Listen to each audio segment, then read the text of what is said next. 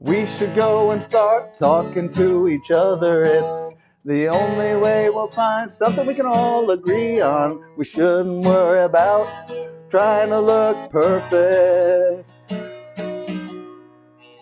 That's not the optimal approach. Hello, world. My name is Nate. Thank you very much for joining me. So, this is the introduction to improving space, and with this introduction, when I tell people I'm going to do an introduction, people have questions when they look at the rest of this work, and I'm going to try and answer one of the questions, and the other question I'm going to try and not talk about. So the first main question that people ask is for an elevator pitch. So that's that summary of what we're doing here. So here is the elevator pitch, and this is the whole video is the elevator pitch. I apologize if it seems a little long. I'm pressing all the buttons on this elevator, and we're going all the way up. You can get off at any time and even come back to it. The whole point of these images is so that you can remember where you were and come back to parts that you liked, or skip over parts, find a part that somebody referred to you. So that's the idea. This is the elevator pitch. I'm going to try and explain as much as I can about this series and why I think, why I'm trying to make it. And I hope that in describing why I'm trying to make it, you will decide to try to watch it or read it or do whatever. And that gets to the first slide here, the next point. So Improving Space is both a series, like a TV show, and a book. And I did it in both formats because I'm trying to reach as wide an audience as possible with kind of the same message. So you can watch the videos, you can read the books, you can read the essays, you can do both. And I hope to just share the ideas. And one important note is that I'm making all of these. I am not a person who watches videos on YouTube. I am not expecting or asking anybody to look at all of this stuff that I'm making. I am putting it out there. It's a full book for anybody who wants to read it. But more importantly, so I'm not really expecting or asking anybody to watch or read every essay or video that I'm creating. I am, however, hoping that most people look at least some of it. And so the idea is that it can be shared and that it can be summarized by one person to another. And so the idea is that there's a lot out there. I'm putting all my thoughts out there, and they all need to be spoken to create this entire work that I'm doing. But not everybody has to read it. And that's why I'm kind of trying to make something that's navigatable. So let's move on to the homepage and what you see before you when you click on Improving Space, issue 1. So this is the homepage, and here's what this contains. So the prefaces are at the bottom left. The prefaces are how I'm tying this project into current events. So I'm trying to talk about current events and how I'm trying to fix the problems, or what I see the solutions to the problems needing to be like, and why that sets up the argument for needing this work, or what I'm trying to do here. So those are the prefaces. The introduction is what you're watching right now. The main series is at the top. So right now there's 5 active roles in issue 1, and that will be expanded later on as more issues come out. Every issue will have 5 episodes, 5 main episodes that are part of the canonical narrative. So this is what you've got, and then in the bottom right corner you've got miscellaneous items, and I encourage you to check those out. You've got a stack of newspapers where you can see current event articles that are going to be building. So the prefaces were obviously filmed at this point in time, but through that stack of periodicals you can check out current events organized by the same topics of the prefaces and see what else is coming out that is added to those arguments. There's also a tip jar, a gift basket for anybody who would like some of the Illustrator files and other images from this. So that's all in the miscellaneous section. This is what the series will look like fully built out. So this is all 94 episodes of Improving Space that will be released over the course of 19 issues. And this is what you can think of each area as kind of a patch with similarly themed stories or themed articles that all contribute to that one theme. So these are the patches. This first patch on the left are all videos about talking to each other, about communication. The episodes, pictures and diagramming are from the issue 1 or from this patch. The next patch, there's no episodes being released in issue number 1 for this patch, but the next patch is kind of about mental health, or what makes us happy. The third patch is a significantly larger patch, and those are drawn from my days as an architect. They're about how we could, what the current situation or needs of the design and construction industry are, and how through new technologies and new techniques of coordinating with each other, we could work together better. Finally, the last patch, and the biggest and kind of the most important to me, is a series of videos that are about talking to each other in a democratic, in a political platform that allows us to talk about our goals. So talking to each other so that we can build something together with our government and companies that makes us truly happy, or that satisfies the requirements of a contented, a well-lived life. So that is about talking to each other so we can build something together that makes us happy. But the series is about more than that. The series is about more than just talking to people. The series is about more than just being happy, and it's about more than working together, and it's even about more than fixing our American democracy by adding a tool to it that can guide it a little bit better. It's about more than all those things. This series, and especially this introduction, is really about you. So this introduction is conceived as a way to get you to understand that I, like you, am a normal person. I am trying to make an impact in the world. Many people are, but I'm trying to encourage you to see yourself as somebody who is not a mere consumer, but is out there and can impact this world. And I want to help you find some things in yourself that I've had to find in myself in the last couple of years, to be able to make those commitments to change things and really just start talking to my friends and family about what I want to see in the world. To do that, however, we need to do something. So it can be thought of that we are all in a bit of a prisoner's dilemma. The choices that we make, we think about what choices other people are going to make. Would we, and when we think about whether to do something, such as drive a car or eat meat or something like that, we think about the choices that other people are going to make, and we try and do what's logical given those choices. However, what it seems to me is that we are all kind of, in a sense, like locked. The more and more on display our lives get, the more and more you have artificial intelligence that's potentially monitoring channels and feeds and assembling information about us. The more eyes we feel like are on us, the more we feel like we are really, we have to act the way that the society around us is expecting us to, and we kind of become bounded by those expected rules of society. If I want to talk to you, however, about what I want you to just hear me for a second. I want you to kind of suspend what everybody else is doing and just think, you and me, what makes sense to you coming out of my mouth. And in order for you in my mind, in order for somebody to kind of drop the social expectations or have a reason to think that that you, the audience, can hear what I'm saying, and potentially come away a little more invigorated to change the world, you need to think that the people around you aren't going to think that you are trying to force something on them. So in other words, I feel like I need to kind of put myself out there in a way to make this topic feel safe. And that's kind of what I'm trying to do with this next set of slides. So if you think back to pictures you might have seen from the 1800s of people trying to pilot the first flying machines.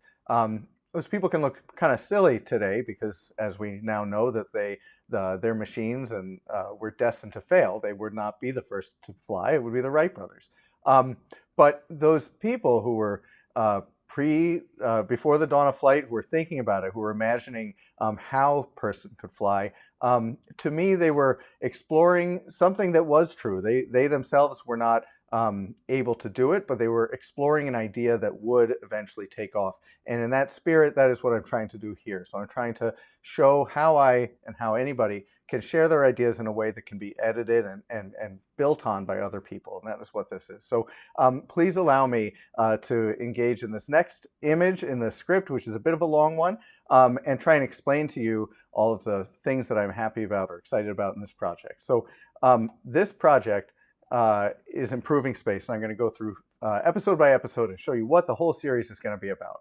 So we've got pictures, which is part of issue 1. That's about pictures and the differences between carefully drawn pictures and kind of quick notional pictures that are diagrammatic in nature. I've got then a video called Diagramming, and I will be coming out with one called one about representational drawing, or about drawing, taking your time and building something from the ground up to get it to look exactly the way you want it to.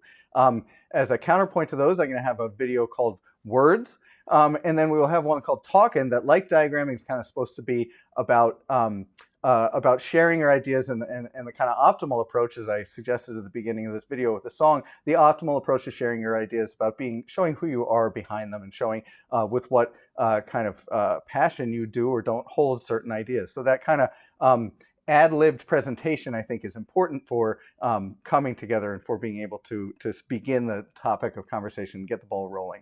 I will then have a video on writing that's about doing things carefully, like writing a text carefully, the same way that there's a video on drawing carefully. And all of those are going to kind of culminate in a video about these videos or these episodes and what I'm trying to do and what the future I think could look like for the style of presentation that I'm doing here, which is a kind of image-based script videos.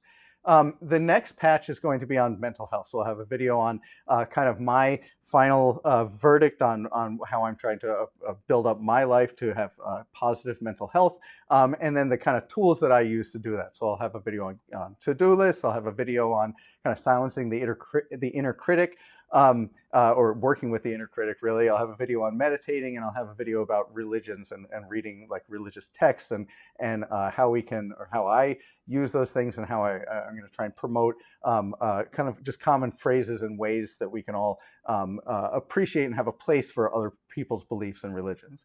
I'll have a video, assuming this pilot goes well and I get to make all of these, I will have a video about myself and my background, education, and kind of the things I've done in life that has prepared me for this improving space, because I feel like it does need to be said somewhere. And then we'll have the videos on architecture. So I'm going to have a video on the 3 use cases, which will be designing a new house, repairing your house, and repairing or renovating a commercial space. And those are kind of 3 use cases that I'm trying to encompass what ordinary Americans would want to be doing in the design and construction industry. And from there, I will have a lot of videos about building and the kind of current approach and proper approach, as I see it, to being a client in a construction project. So the video that you see there is 6 documents, which is released in issue 1. That is about 6 critical documents that you need to be tracking to be able to manage a construction project. And then I'll have videos about each one of those. So drawings, schedules, budgets, and kind of an in-depth video of how-tos that's really just distilling what I've learned in my career in that industry. I'll then have a couple more that are really about, from a client-focused perspective. I'm going to have one about surrounding the requirements that are coming in from the outside. So code requirements, zoning requirements, financial lenders, and what those requirements are for projects and how you work within those constraints. And then I will have a series that's about working with people. So one kind of about selecting roles and understanding what should be done by you versus somebody else, somebody that you hire out. And then the effort of coordinating those people, and then the effort of coordinating yourself, or getting back to principles and making sure that you're running yourself effectively at the same time that you're running your project effectively. So those videos are really about how to work in the construction industry now. What they tie into, though, is a series about changes and future changes that I would love to see in the construction industry. So to set up those videos, we're going to have some on the current problems. So there'll be problems from the client's point of view, from architects and engineers' point of view, about coordinating iterations of information and trying to share the correct content with people and make sure that all the different departments are reviewing the correct drawings. I will have a video about the kind of construction workers and kind of moving them from the kind of about different roles in the construction industry, and making the information and the design of a building more accessible and more having everybody in the construction team being able to contribute to the intellectual pursuit of the building. So being able to say what was done, record that things were done properly. So the kind of idea of being able to raise people up who are at the entry-level positions to get these trades filled up, which, as people who follow it know, that there is kind of a exodus of talent leaving from the trades as a certain generation retires, and there's a well-documented deficit of experienced, reasonably priced tradespeople in different parts of the country. I'll have a video about the regulatory environment and the checks and approvals, and how that it also creates problems, or there are opportunities for improvement, very much so, in the regulatory environment. So from there, I will have videos about an idea, and this idea is for a new way of sharing information. So it starts with a file type that is inspired by the 6 documents, and that file type, A File Evolves, is the name of the episode that is released in issue 1. And so this file type, I'm going to set up the kind of basic understanding of what that file type is supposed to do in that episode that's available now. But in further episodes, I will develop it, and I will show how you can manage a project to understand what is progressing, what has been finished, what hasn't, with kind of simple color coding and building off of the ideas in the file evolves.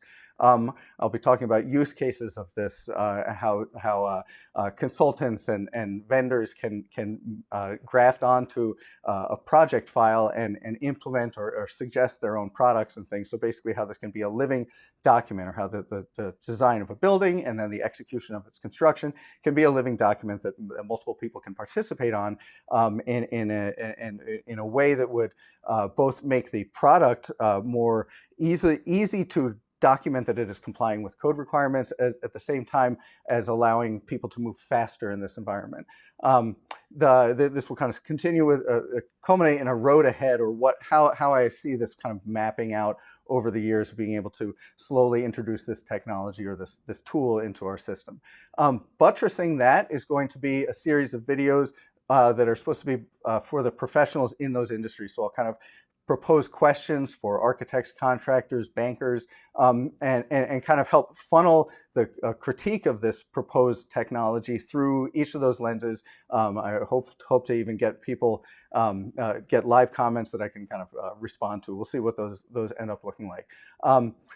So multiple parties in that, and then that will culminate in kind of an implications set of videos, and those implications will be the implications to the kind of implications to the coordination system in general. So the implications to what a file or a set of construction documents would look like.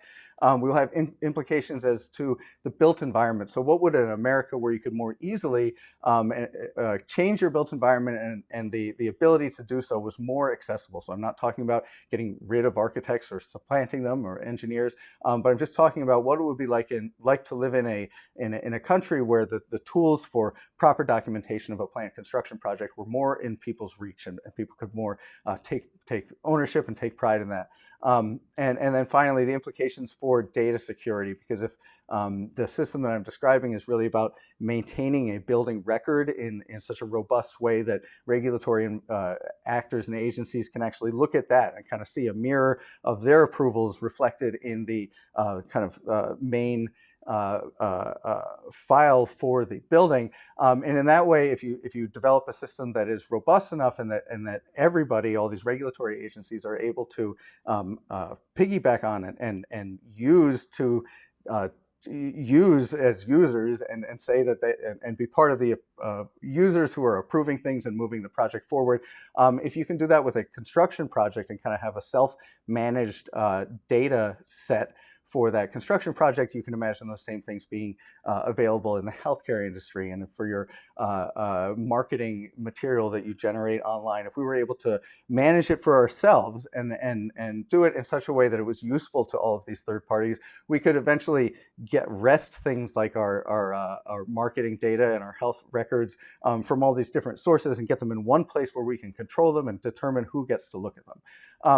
And I will the kind of culmination episode of this patch will be a full summary that incorporates all of the drawings I had done in the episodes to this point, and kind of a full summary for anybody who's not interested in sitting through the entire thing. So at the end, you'll be able to kind of catch back up and see what this idea looks like in its kind of finished, fleshed out form. The next patch then is going to be on politics, and this is about this next patch is a design for a system that is supposed to fix and help us fix our political polarization in our country. So I start by talking about problems again. So I talk about the problems of a young person kind of surveying society and trying to figure out what they're going to do, and trying to come to terms with the fact that they have problems with what they are seeing, and yet need to adopt one role or another to see what they are going to do to try and fix it. We can't do everything, so kind of looking at what causes a young person anxiety when they're staring ahead at the path of their life. Other videos, I'm going to be talking about the school I went to, Cornell for Architecture, and the presentation styles and kind of what's expected of a professional architect in that context, and what the problems I had with trying to be a salesperson and trying to present my idea so that it is so that people agree with it. I'm more interested in sharing ideas and finding agreement than in trying to convince people that I'm right. So that is a problem with the sales pitch approach. I will then have videos talking about the problems in our online environment and problems in our political environment. So you can all kind of guess what those will entail, but those will be videos where I talk about the background problems that I'm trying to solve here. I will have a video about my thesis project in architecture school and what that was kind of about. Again, these are not going to all be released sequentially. Some of these will be, if I feel it, when and if the subject warrants it, I will bring some of these more detailed sidetrack episodes. But now getting into the meat of it really is this video or episode, New Ideas for Old Problems, which is released in issue 1, and I encourage you to check out. New Ideas for Old Problems is about the entry point for this political system that will allow us to break down our political issues into thinking of them as goals and proposals, and thinking of goals such as I want to get to we want easier access across the river would be a goal, and a proposal would be a bridge in one particular location. So I talk about how if we can focus on goals and first try and find those goals that we can all share in common. If we do all want easier access to the other side of the river, then mark that down, nail that down, and then look at the proposals and how well any of them do or don't fit that goal, but essentially leaving the proposals up to the current system that we have, politics. If we can get on the same page about goals and then go off and vote for whatever politician kind of promises us those goals, we're not changing anything fundamental about our system. We're essentially adding a channel or adding a venue in which to talk, which politicians could then respond to. So I encourage you to check out that video to understand more about this political project and this idea for a website. But the more videos will develop, I will be talking about the kind of current ecosystem of technology and politics and how this idea fits in, and then I will get into the meat of the idea. So I'll be talking about goals and proposals and the different ways of representing those and the ways that you can kind of get information and layer information into a couple of basic icon types. I'll be talking about aggregating goals. So the way that, because one person, one vote, it would stand to reason that we are all equally able to express our goals. So certain people are high achievers and they may be politicians, and they are able to, they are more qualified to speak to certain proposals. So they know more what they're talking about, and they can suggest a more logical and robust law. But the goals behind them, whether or not we want that, whether the goals behind those proposals should be more in the hands of ordinary people. And so the aggregating of those goals, when you reach an 80% threshold, this will be talking about how you can aggregate goals visually to understand when certain goals pass an 83% threshold and then could be called common goals, and what those would mean, how we could use a common goal in American politics to kind of transform platforms and things.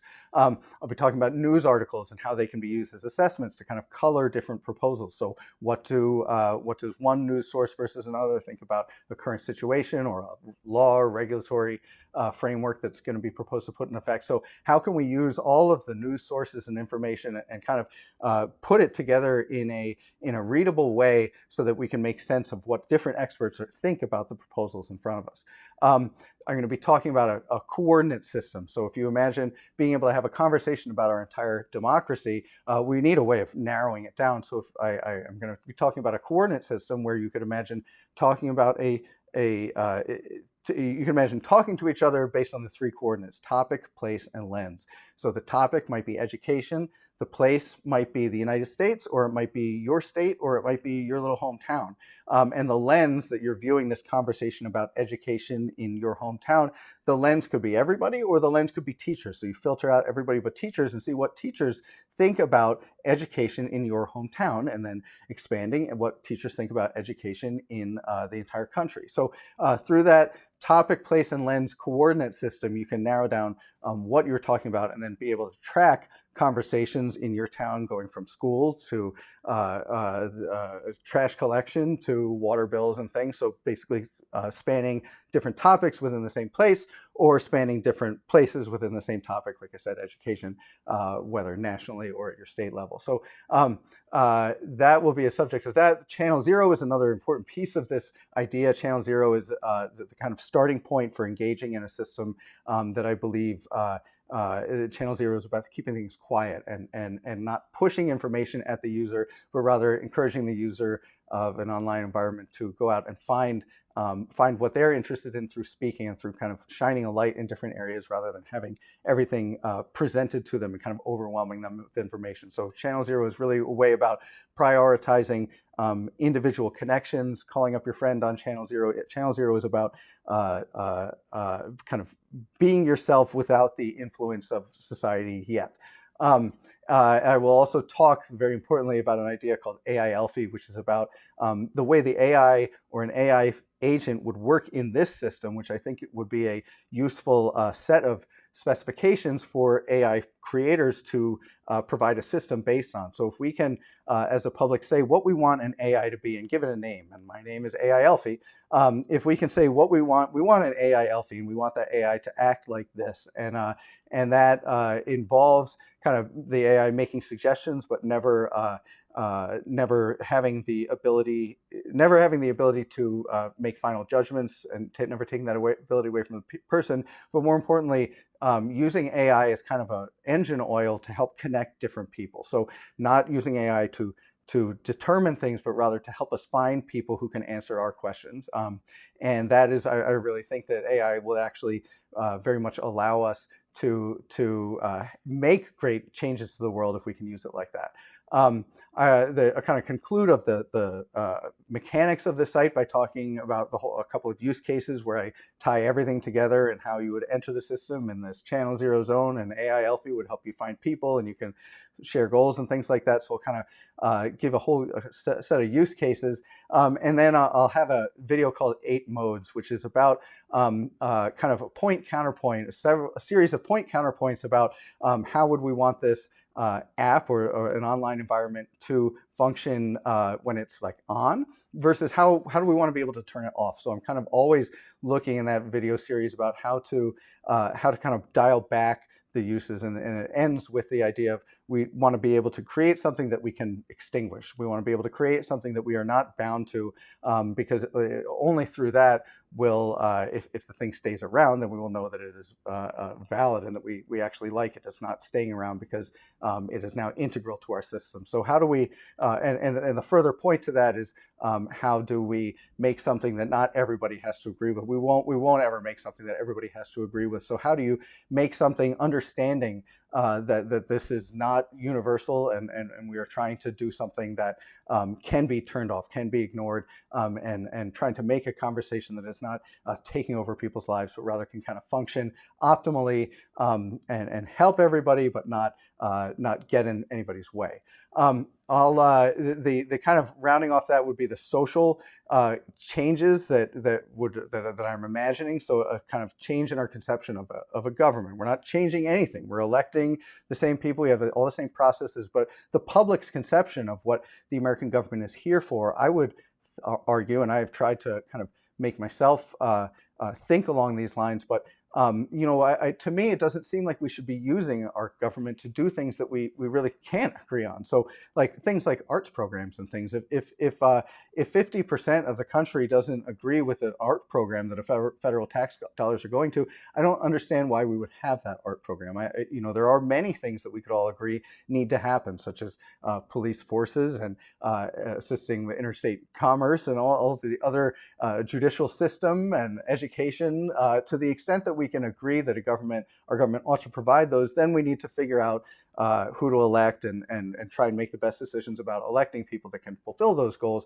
But if it's not a goal that we all agree with, then I would argue that for the sake of the country, people who are pushing for their own agendas should pull back and at least for now, and try and find things that we can all agree with, just for the sake of the country, for the sake of getting our politicians on a single track that they can follow to kind of navigate through some of these problems we have in the world. I will have a video on the implications for companies and nonprofits and how they could use a system of how they would benefit from having a public conversation, how they could kind of get in on it and highlight and showcase what they are doing in the world with respect to that larger conversation. And I'll finally have a video about voters and how the kind of idea of what you can be responsible for as a voter, because of this coordinate system where you can zoom in on your local level, the idea of kind of agency and getting back to this idea of America as a fiercely independent nation, an individualistic nation, and a federation of people who all have their own rights, and that the rights of the people are, dominate really, are where the rights of the government are derived from. So, so those will all be kind of my picture of this system, and how a new tool for engaging in civic discussion could help reshape our democracy and our world and our environment and economy. Like the other series, I'm going to have a buttress of videos where I seek input and pose questions to different professionals, such as philosophers, historians, psychologists, voters, and finally politicians. And then I will have a road ahead video where I kind of map out over the courses of different elections, like how you could build something, and what you would need to be getting useful from it at every point in time, versus how it can develop over time and become something more and more robust. Having summarized that road ahead, I will then move on to the implications of this system. So I will talk about the implications of a more harmonious, I know that might be a little bit of a ridiculous picture, but a more harmonious political environment. So what would that feel like to live in that environment? The implications of a different online environment, or a different feel of our online community, if we are able to express ourselves a little more forcefully and clearly, and actually have that expression potentially be impacting our politicians by making it part of a larger conversation. And then I will have a video on the implications to institutions such as universities and other institutions that have been around America for a long time, that have been suffering a blow in credibility, and basically how we can create something that brings those, that allows us to see which institutions are really really pushing this conversation forward, and allows institutions to kind of have a home again in the national dialogue, where where the institutions try and show us what they think of the world around us, and try and shape our views in a respectful and knowledge, fact-based way. Finally, I will conclude that series with a video on the whole picture again. So if you didn't watch all of them, I will try and have a summary of this entire idea, so that you can catch up with it and go on to what's next. And what's next is the kind of finale of this series. All right, we have come to the climax of the series. So this series will climax. And now we come to the kind of climax of the season. So what we are going to be discussing after I've gotten those two patches kind of complete is putting those two pieces of technology together. So we're going to be talking about conceiving of this file type that we are talking about for helping coordinate work in the design and construction industry once it's all fully developed and fully, and you have support from multiple parties, and really like extensive use in the economy. If you combine that with this website or platform for being able to discuss goals. So I will be talking about how those two can integrate really well, actually, to the point where you can imagine seeing budgets both for the government and for your own self, your own household budget, and how they can be impacted by choices, and how going for certain goals you can see how your budgets will be impacted, and basically track through the consequences of goals as they hit the ground as proposals. So, and in order to do that, we're going to have a video talking about finding consensus around proposals. So goals, it's relatively easy in my mind to find consensus around, because they are vague, and the people agreeing to them are able to provide their own definitions. We're just agreeing that this would be a nice goal to be able to get to the other side of the river easier. A proposal, though, when you have a bridge going here, and if this bridge had an on-ramp on this side, and if it was built like this, those proposals and whether certain clauses are acceptable to the people involved in them, I'm going to describe a way of tracking that. So that, to me, is kind of a harder thing to track of agreement around an actual proposal. Is a harder thing to track, but is a rich it's a rich pictorial description of understanding, of coming together around an issue and understanding what clauses or what things, what boundaries of that issue would result in people falling off and not agreeing to it anymore. And once you do that, you are able to get pretty stellar branching diagrams and things where you can actually imagine the consensus and kind of group effort behind a proposal growing over time, and two different camps kind of merging with each other and splitting. So I'm going to be talking about some really exciting diagrams and concepts that you can get into when you combine these two systems that I've outlined independently together. And then that will conclude the kind of capstone of this part of the series. We'll conclude with a video called Dancing Seaweed. That is really what set up this introduction. So the Dancing Seaweed video is about the idea of a contract or an attitude towards another person where you are not trying to get them to agree to anything up front, but rather if you imagine that you want to build a bridge to the other side of the river, but the other person doesn't, you may not be able to get to a contractual agreement about what both sides are going to do if you can't get that agreement on the proposal. However, if the one side that does want to build a bridge is able to kind of act in parallel, so take one set of make one set of decisions that are based on the fact that the other side doesn't want a bridge, so we're going to be doing things this way, but at the same time make commitments, make internal commitments for towards a proposal that you think the other side would agree with. So they don't want to agree to it now, but you are going to make commitments towards reconciliation and towards a proposal that you think the other side agree with. So we are not going to build a bridge now, but we are going to put money in the budget. We're going to set aside land. We're basically going to act as though we had we want your buy-in, and we're going to act in a way that would be consistent with you potentially buying in the future.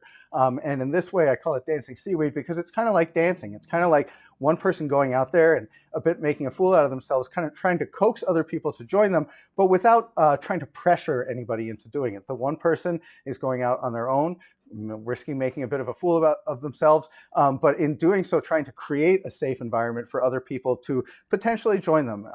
And so that idea that there is both like a contractual route to formalizing this kind of desire to work with another party who doesn't actually want to yet, both that there's a route for formalizing it and informally, socially, in how we act towards each other is the other kind of route towards getting agreement, and how both of those dovetail, and you can imagine kind of opening up a world where change could happen very rapidly because one side has kind of prepared for the other side's potential grievances, and they prepared a home for the other side, even though that other side isn't interested in joining them yet.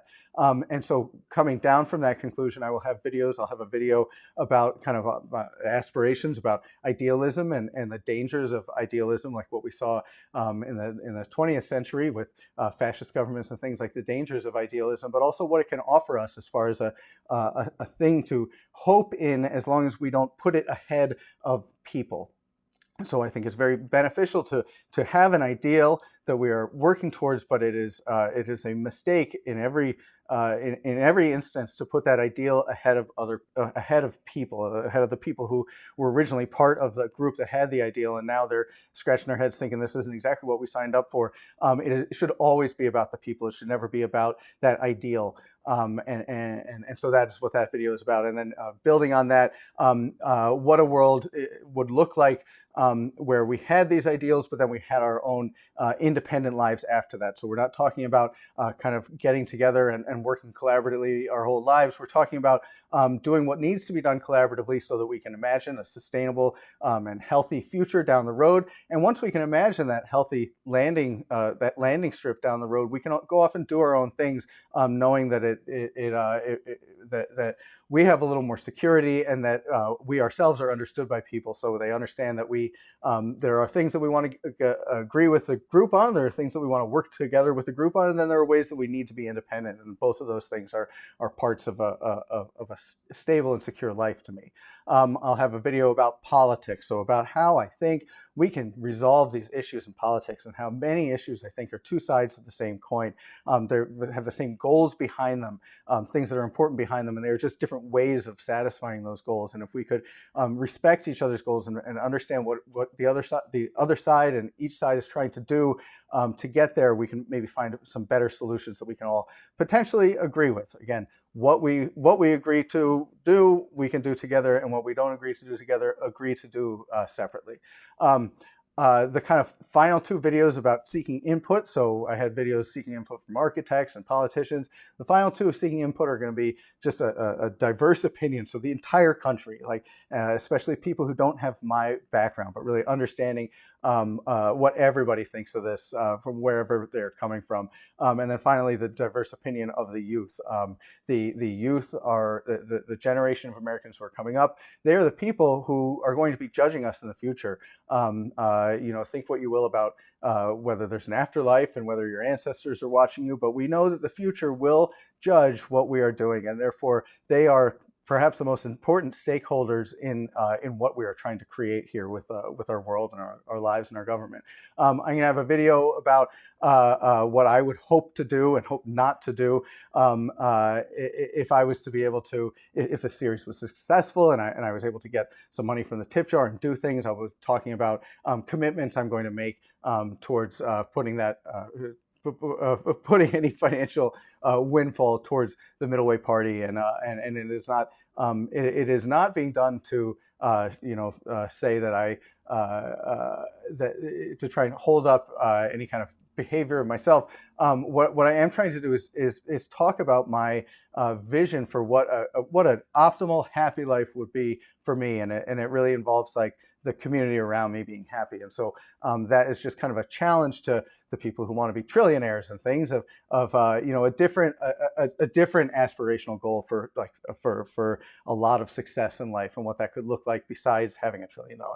And then I will have a video about the Creative Commons and about sharing these ideas and how I hope people can share them in all the different ways that I imagine people being able to build on this technology and or on these ideas and be able to find your own voice through sharing them. And then the kind of bottom piece of this, or really like the last thing that I was trying to get right, it will be a video about depression and how I feel like the kind of depression and anxiety that I see around me, that I certainly had, how I feel like that can be alleviated by what I'm trying to do here, by having our society trying to come together around solutions. I think thinking that we are on the right track, thinking that there is hope in the future would alleviate a lot of the distress that people feel looking ahead to the future, thinking that they gotta secure their bank accounts against any and all catastrophes. We are used to thinking of the future as a very scary place because we don't have much control over it. And if we were even involved in a meeting to talk about it, I think that would do a lot to make us feel like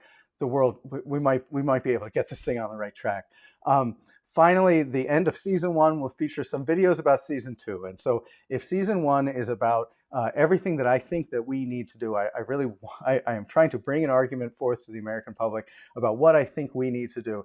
That is season 1. Season 2 then will be about what I would like to do. So about what my future, what my ideal world would be like. And that is both where I'm really going to start to talk about things that are exciting to me personally and that reflect more of my unique values, and the ideas that, all of the ideas that I've had in other videos that I've wanted to make in season 1. There's too much in season 1, so I've kind of have a locked clamp down on new kind of inventions and things. And I'm putting them all in season 2. But the bigger point is to have a way of thinking outside the box, as opposed to trying to bring an idea that everybody could potentially agree with.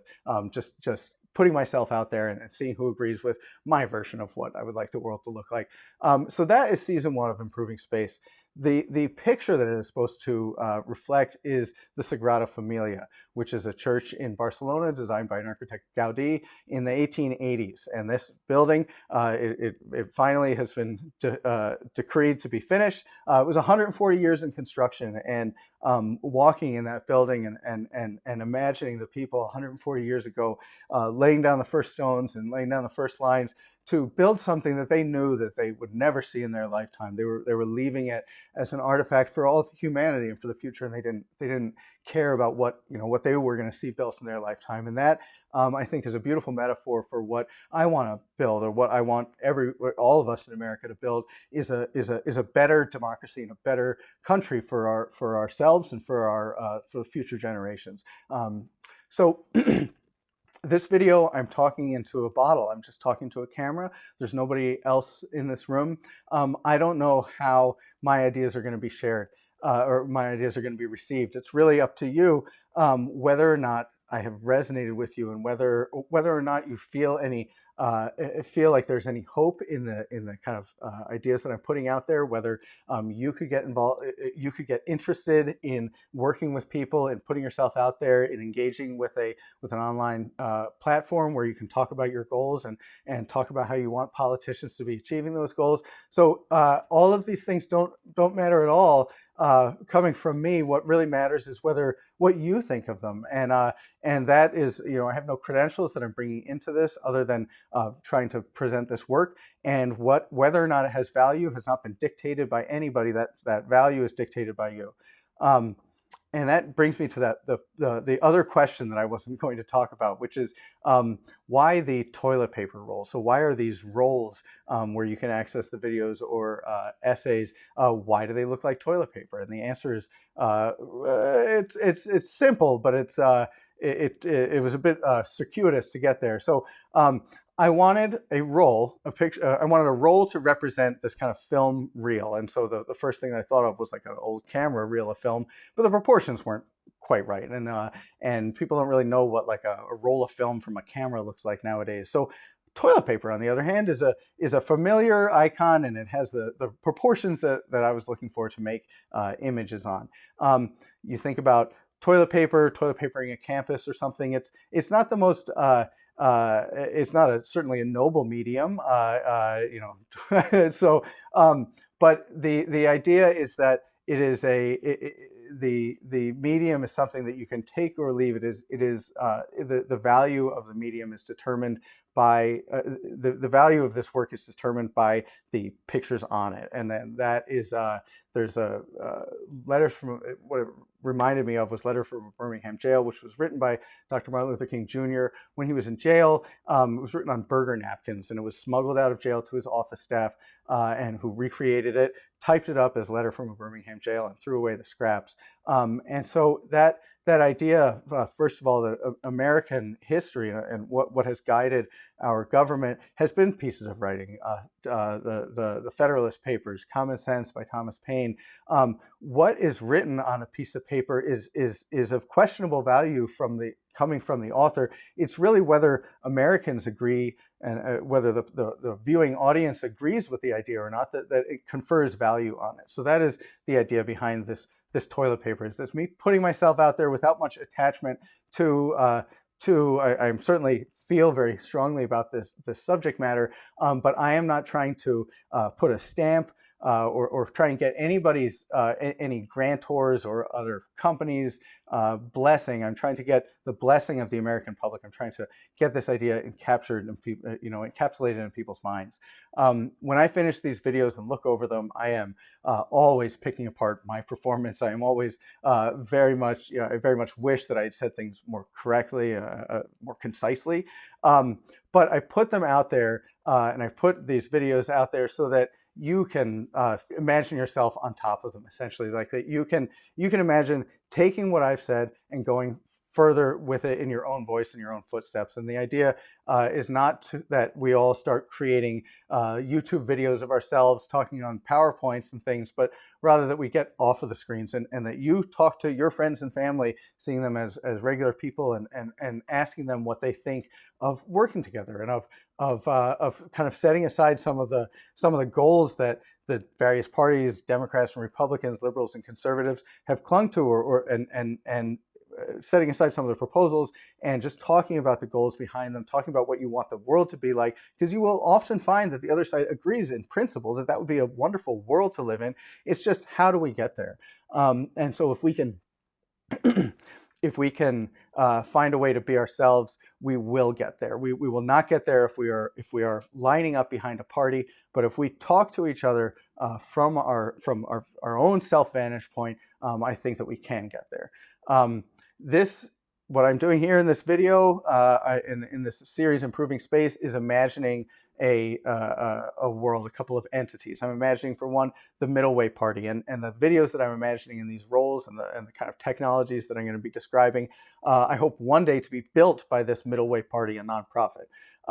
So I just want to make it clear that there is a tip jar in Improving Space. That is an income, a private income tip jar for me.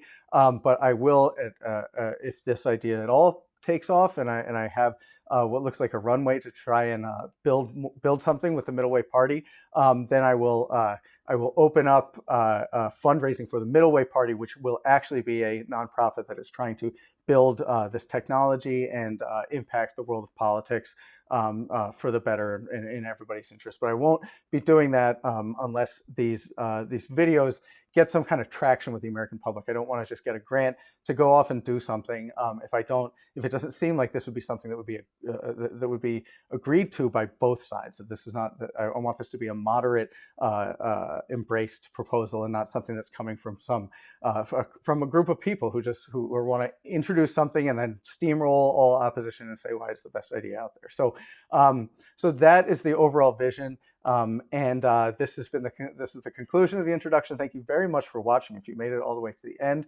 I hope that you watch other videos. This has been a Dented Pencil production, and you can see some text about these images are being released since the issued under Creative Commons license, and I encourage everybody else to use them. And you can find more details about that arrangement on the website. Thank you very much. Take care.